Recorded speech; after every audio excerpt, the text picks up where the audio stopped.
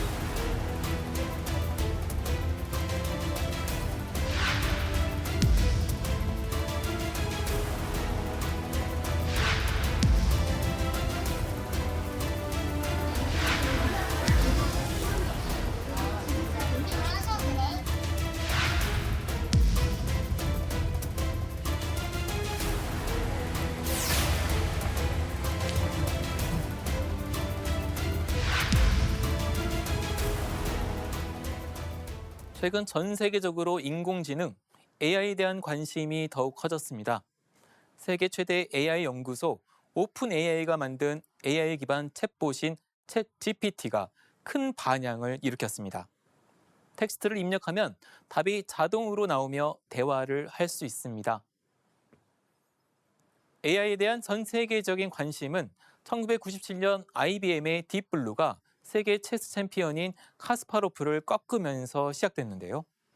이제 인간과 대화를 하고 인간에게 컨설팅을 해주고 원하는 그림을 그려주는 수준으로 진화했습니다.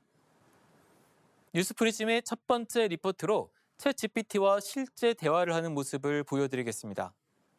다음으로는 AI가 만든 그림과 곡 등이 창작품으로 대우를 받을 수 있는지 등 AI를 둘러싼 논란을 짚어보겠습니다.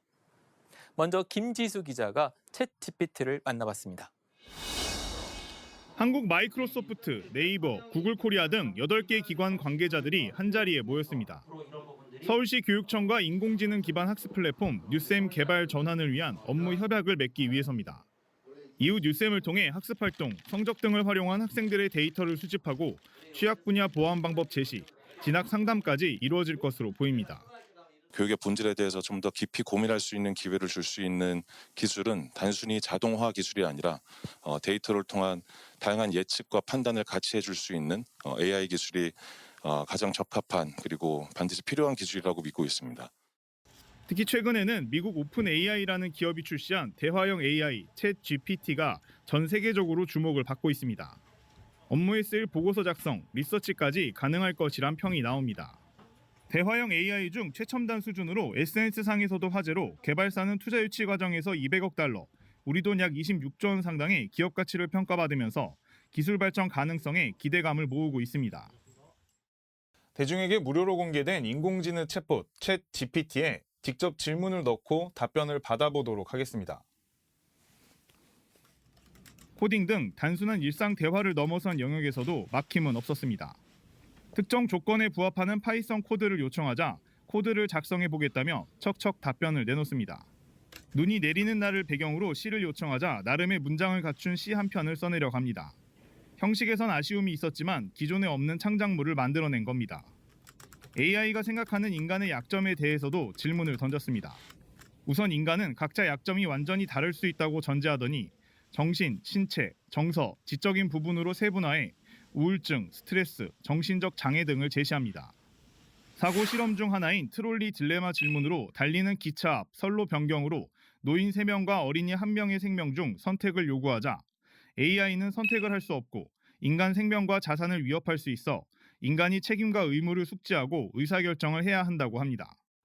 AI가 앞으로 얼마나 더 똑똑하게 그 역할을 늘려갈지 예측이 어려운 가운데 논란이 될 인공지능의 윤리성에 대해 마지막으로 물었습니다. 답변은 인간의 지시가 윤리적인 경우 AI도 윤리적이다. 그러나 인간이 주는 지시가 윤리적이지 않은 경우 시스템도 윤리적이지 않게 된다였습니다. 연합뉴스TV 김지수입니다. AI가 예술과 작문에도 눈을 뜬 것일까요? 올해 들어 인간이 주문한 대로 그림을 그리고 소설을 쓰고 작곡하는 AI 서비스들이 더욱 주목을 받고 있습니다. 완성도가 높아졌기 때문인데요. 인간의 고유 영역으로 여겨졌던 창작에 나선 AI의 모습, 그리고 이로 인한 논란을 서영석 기자가 짚어봤습니다. 빅토리아풍 풍성한 드레스를 입은 여인들의 시선은 거대한 기둥 너머 미지의 세계를 향합니다.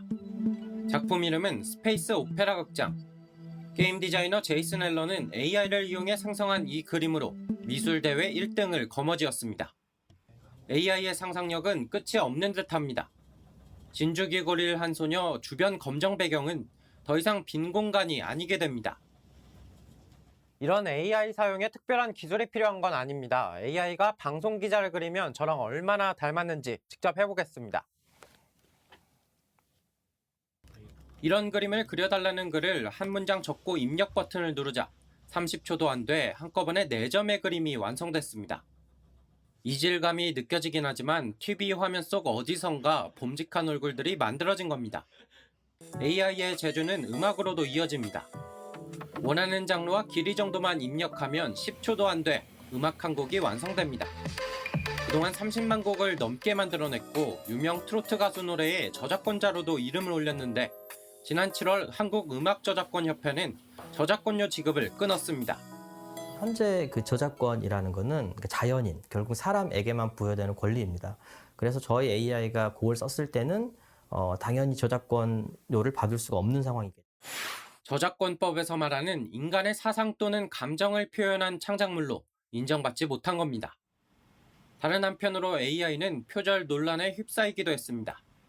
허락 없이 다른 작가들의 그림을 학습해 비슷한 그림을 만들어냈기 때문입니다. 전문가들은 AI 창작의 다른 한계에도 주목했습니다. 사실 창작물이라는 게 단순히 보여지는 것만 또는 들려지는 것만이 아니고 그 안에 사상이나 철학 같은 게 담겨야 되는데 이건 AI가 할 수 없는 영역이거든요. 어떻게 보면 영혼을 불어넣는 작업은 사람이 하게 될 거라고 생각을 하고 있습니다. 우려와 기대를 동시에 안고 오늘도 AI는 소설로 웹툰으로 창작 영역을 넓히며 사람과 닮아가고 있습니다. 연합뉴스TV 서영석입니다. 인공지능이 인간의 존재 자체를 위협하는 장면은 영화와 소설 속에서 많이 보셨을 텐데요. 막연한 두려움을 접고 눈앞의 현실로 AI를 바라볼 필요가 있습니다. AI가 우리 일을 대체할지, AI로 우리 임금이 떨어질지 우려가 나오고 있습니다. 전문가들은 AI 특이점이 지났다고 하는데 실리콘밸리의 테크 미디어 플랫폼 더 밀크의 손재권 대표와 이야기를 나눠보겠습니다. 손 대표님이 샌프란시스코에 계시는 관계로 화상으로 대화를 하겠습니다. 안녕하십니까, 손 대표님? 예, 안녕하세요. 네. 앞에서 리포트로 AI가 그림을 그리고 시와 소설을 쓰는 것을 봤는데요. AI가 법률 검토도 할 수 있다고 합니다. AI 어디까지 할 수 있을까요? 예, 사실 인공지능은 이미 생활 깊숙이 들어와 있는데요. 지금 스마트폰, 갖고 계신 스마트폰 사실 첨단 인공지능 기기라고 보시면 되고요. 구글이나 페이스북, 한국의 네이버 등의 인터넷 서비스에도 대부분 인공지능 기술이 내장돼 있습니다. 또 한 번쯤 보셨을 것 같은데 식당에서 음식을 가져다 주는 서비스 로봇 보신 적 있으시죠? 이것도 인공지능이 있기 때문에 가능한 것입니다. 이뿐 아니라 지금 의료 현장에서도 활발하게 쓰이고 있습니다. 현재 환자의 암 진단에 활용되고 있고요.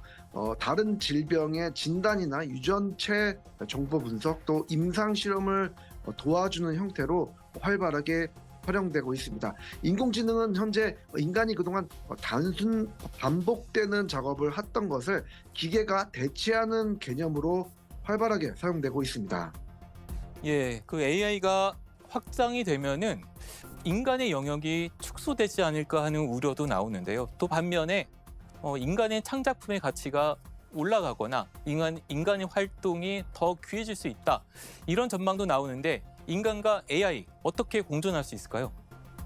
예, 인간의 역할이 축소되는 것은 맞습니다. 인간이 단순하게 했던 일들은 축소가 되고요. 반면에 좀 더 가치 있는 일은 더 많아질 것으로 보입니다. AI가 그림을 그리거나 또 글을 쓰고 있는데요. 또 요새 사실 작곡도 합니다.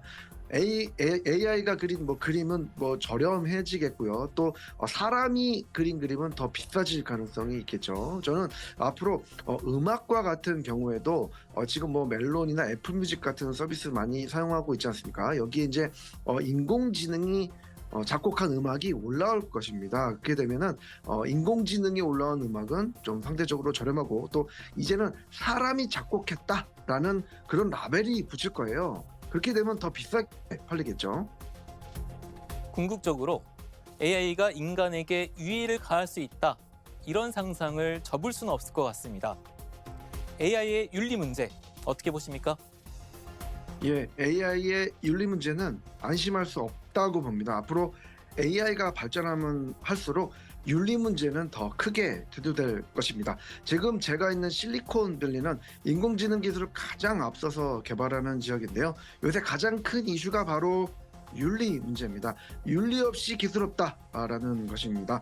예를 들면 구글을 들 수가 있는데요. 알파고를 만든 딥마인드의 모회사가 바로 구글 아니겠습니까? 인공지능의 선두주자인데 구글이 요즘 조심스럽습니다. 왜냐하면 인공지능 윤리 문제를 아직 완벽하게 해결하지 못했기 때문입니다. 인공지능으로 기사를 쓸 수 있고 그림을 그릴 수 있어서 가짜뉴스, 가짜 그림이 퍼지게 되면 그것을 구글이 만든다고 해버리면 구글이 감당할 수 없기 때문입니다. 지금은 윤리 문제 없이 기술 개발은 어렵다라는 인식이 퍼지고 있습니다.